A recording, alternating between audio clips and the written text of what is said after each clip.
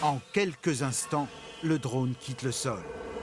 À basse altitude, suspendu sous les hélices, un boîtier photographique offre une nouvelle vision du paysage. Ces clichés aériens ont aujourd'hui une grande valeur commerciale. Ici, aux portes de Paris, ils ont été achetés par un promoteur immobilier. Là, comme on fait de la simulation de vue pour un futur bâtiment, donc on met ce que l'œil voit réellement, donc on met du 35 mm. 35 mm, c'est ce que vous voyez là en direct. Bien avant la construction des appartements, ces photos ont permis d'attirer les investisseurs. Ces prises de vue en altitude permettent aux acheteurs de se projeter différemment. On voit la proximité à la Défense, on voit la Seine devant, on voit le parc qui est derrière.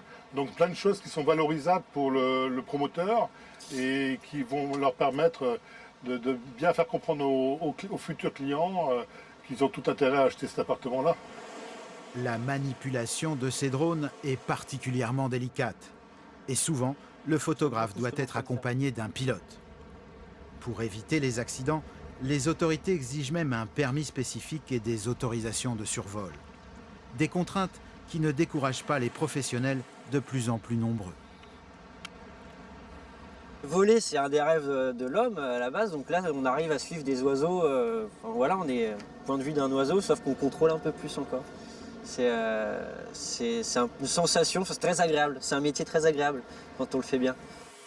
Avec un matériel devenu très accessible, ce nouveau marché de la photo aérienne est en pleine expansion. Dans un secteur très concurrentiel, seuls les plus habiles survivront.